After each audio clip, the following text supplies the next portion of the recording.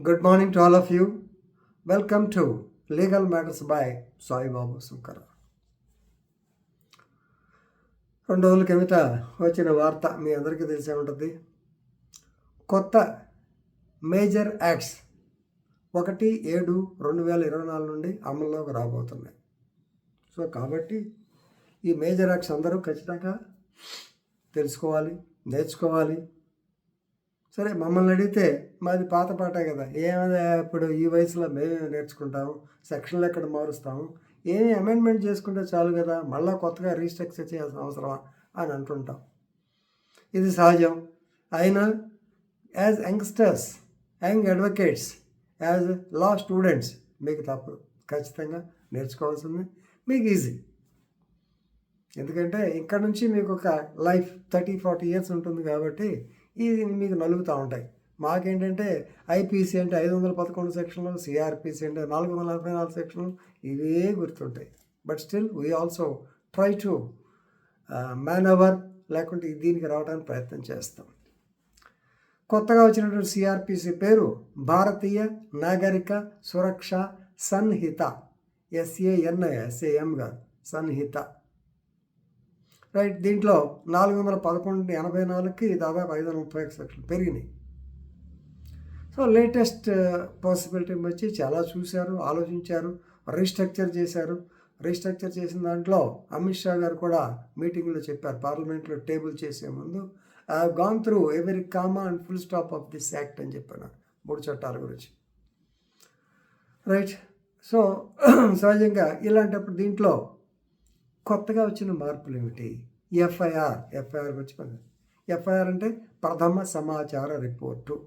ఎవరైనా సరే పోలీస్ స్టేషన్కి వెళ్ళి మౌఖికంగా కానీ లేదా లిఖితపూర్వకంగా కానీ, అయ్యా ఇది పట్టదగిన నేరము జరిగింది అని చెబితే ఆ యొక్క పోలీస్ స్టేషన్ యొక్క ఆఫీసర్ ఇన్ఛార్జ్ అనే ఆయన దాన్ని రాసుకుని లేక ఒక ఎఫ్ఐఆర్ దాంట్లో రిజిస్టర్ చేయాలి. ఇది పాత సెక్షన్ 154 సిఆర్పిసి మీ అందరికీ తెలిసింది. దాన్నే కొత్తగా 173 భారతీయ నాగరిక సురక్ష సంహిత BNSS అంటున్నారు. మరి దానికి దీనికి తేడా ఏమిటి? పెద్దగా ఏం లేదు, 2 పాయింట్లు కలిపారు.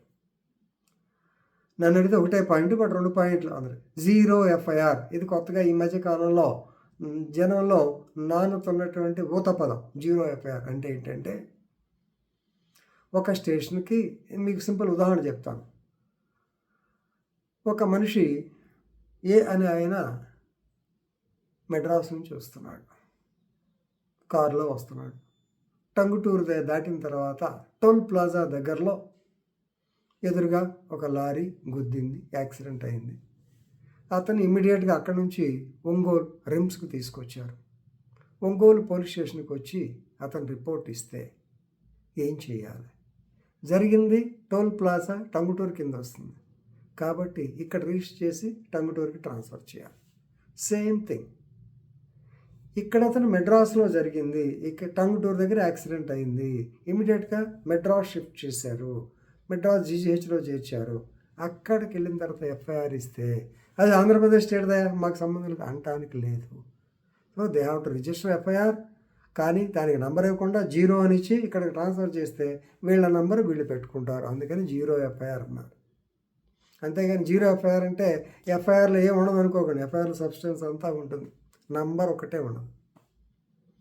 ఇక రెండవది, ఈరోజు నేను చెప్పేది దీనికి 4 నిమిషాలు అయిపోయింది. రైట్. దీనికి రెండవది ఇంపార్టెంట్ తెలుసుకోండి. ఈ ఎఫ్ఐఆర్ ఎలక్ట్రానిక్ ఎఫ్ఐఆర్. గతంలో మేము పోలీసులుగా అధికారులుగా పనిచేసినప్పుడు టెలిగ్రామ్ను కూడా ఎఫ్ఐఆర్ కింద మొదట్లో తీసుకోవద్దు అన్నారు. కానీ ఆథెంటికేషన్ ఉంటే, అంటే టెలిగ్రామ్ నేను పలానా ఇచ్చానని వచ్చి చెబితే దాన్ని ఎఫ్ఐఆర్ యూజ్ చేయమన్నారు. ఇక్కడ కూడా ఎలక్ట్రానిక్ ఎఫ్ఐఆర్ అంటే అదే. ఎవరైనా ఎలక్ట్రానిక్ సిస్టమ్ ద్వారా, వాట్సాప్ ద్వారా, ఈమెయిల్ ద్వారా, ఇలాంటి ద్వారా పంపిస్తే ఎఫ్ఐఆర్ రిజిస్టర్ చేయాలి. కానీ మన గౌరవ మాజీ chief justice of India NV Ramana గారు బెంచి దీని మీద కొంచెం అబ్జర్వేషన్స్ పెట్టింది. ఎందుకంటే ఇదిగిన మీరు వాడితే పోలీస్ శాఖకి విపరీతంగా ఏమంటారు, ఫిక్టీషియస్ పర్సన్స్ లేదా అడ్రస్ లేని వాళ్ళు చాలామంది ఏది పెడితే వాళ్ళు ఎఫ్ఐఆర్ ఇస్తారు. అవునా కాదా? ఖచ్చితంగా ఒప్పుకోవాలి. ఎందుకంటే మీరు చూడండి, ఈనాటి సోషల్ మీడియా ఒక రకంగా మంచిదే, కానీ ఇది ఉపయోగించుకొని లేస్తే ఏమీ చేయలేనోడు, వెనకాల 10 మంది ఒకడు లేనివాడు కూడా చంపేస్తా పొడి చేస్తా అని రాసే రోజులు వాడు ఎవడో మనకు తెలియదు. కాబట్టి ఆథెంటిసిటీ లేనిదే చాలా ఇబ్బంది అవుతుంది. అది ఇంతకీ పోలీస్ డిపార్ట్మెంట్ కూడా డెఫినెట్గా మీరు ఆన్లైన్లో ఇచ్చేయండి మేము చేస్తామంటే ప్రతివాడు ఎక్కడ ఉండి నాకు 10 లక్షలు పోయినాయి అని చెప్పండి. దానికోసమని ఈఎఫ్ఐఆర్ టెక్నాలజీ వాడుకోవాలి. కానీ ఆ మనిషి 3 రోజుల లోపల ట్రేస్ అయ్యి అతను సంతకం పెడితేనే ఈఎఫ్ఐఆర్ అవుతుంది, లేకపోతే దానికి వాల్యూ లేదు. ఇదనమాట ఈఎఫ్ఐఆర్ అని మాత్రం మీరందరూ తెలుసుకోవడం మంచిది. ఎందుకంటే సహజంగా చాలామంది మనం ఆన్లైన్లో పెడితే ఇచ్చేస్తారని అంటారు. ఆన్లైన్లో పెట్టినా సరే ఆథెంటిసిటీ ఉండాలి, ఎవరనేది తెలియాలి, తెలిస్తేనే సంతకం పెడితేనే ఎఫ్ఐఆర్కి విలువ ఉంటుంది. అలాగే ఇంకో మాట కూడా వచ్చింది పిల్లలు, FIR copy free of cost ఎవరికి ఇవ్వాలి? కంప్లైనెంట్కి ఇవ్వాలి, గుర్తుపెట్టుకోండి. మరి ముద్దాయి సంగతి ఏంటి? నేను ఆయన గద్దల వెంకటేశ్వర గారు అన్నారు, సార్ ముద్దాయికి తెలియాలి కదా, తెలియాలంటే ఎఫ్ఐఆర్ ఇవ్వాలి కదా. ముద్దాయికి తెలియాలంటే ఎప్పుడు తెలుస్తుంది? At the time of sending him for remand. 41A అయితే కూడా అక్కర్లా, సెండింగ్ ఫర్ రిమాండ్. లేకుంటే అరెస్ట్ చేసినప్పుడు గ్రౌండ్స్ ఆఫ్ అరెస్ట్ చెప్తాము, రిమాండింగ్ పంపించేటప్పుడు together with a copy of the record of investigation made so far అనే మాట ఉంటుంది. కాబట్టి అన్నప్పుడు ఎఫ్ఐఆర్. అంతేగాని ఫ్రీ ఆఫ్ కాస్ట్ ముద్దాయికి ఇవ్వక్కర్లేదు. ఇది బేస్ లైన్, ఎందుకంటే దీనికి వెళ్తే చాలా ఉంది. సో కంప్లైంట్ మాత్రం ఫ్రీ ఆఫ్ కాస్ట్ ఇవ్వాలి, ముద్దాయికి ఇవ్వక్కర్లేదు అని మీరు ఇస్తే మాకు అభ్యంతరం లేదు. రైట్. తర్వాత ఆల్రెడీ ఎందుకంటే ఇప్పుడు ఈ ఎఫ్ఐఆర్ గురించి, ఈ ఎలక్ట్రానిక్ ఎఫ్ఐఆర్ గురించి నియంత్రణ లేకుండా వదిలేస్తే సాంకేతికంగా చాలా ఇబ్బందులు వస్తాయి, సవాళ్ళు వస్తాయి పోలీస్కి. కాబట్టి ఆథెంటిసిటీ ఉండాలి. 3 రోజుల లోపల అతను సంతకం పెడితేనే. ఇక మూడవది 3 సంవత్సరాలు 7 సంవత్సరాల మధ్యలో ఉన్న నేరాలు ఉండే కేసులు. మీకు తెలిసిన అర్నేష్ కుమార్ కేసు ప్రకారము 7 సంవత్సరాల కన్నా తక్కువ పనిష్మెంట్ అయితే 41A నోటీస్ ఇవ్వవచ్చు. ఇలాంటి కేసులు దర్యాప్తు చేయాలి అంటే ఒక్కసారి మళ్ళా డిఎస్పి గారి పర్మిషన్ కావాలి. దర్యాప్తు అనకూడదండి, ప్రిలిమినరీ ఎంక్వైరీ చేస్తామండి. ప్రిలిమినరీ ఎంక్వైరీ దీనికి మనం Lalit Kumari versus government of UP 2014 judgement చూసుకోవాలి. దాంట్లో సుప్రీంకోర్టు వారు క్లియర్గా చెప్పారు, కొన్ని కేసుల్లో ప్రిలిమినరీ ఎంక్వైరీ నెసెసరీ.